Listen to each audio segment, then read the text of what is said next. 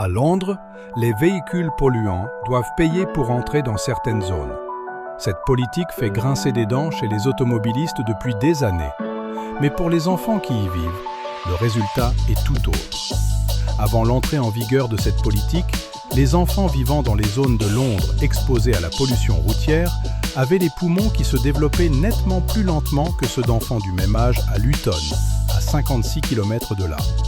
À l'époque, l'air autour des écoles londoniennes contenait aussi bien plus de NO2 qu'à Luton, où aucune zone à faibles émissions n'était en place.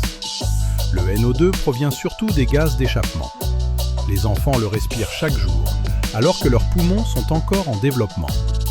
Une forte exposition au NO2 ralentit le développement des poumons.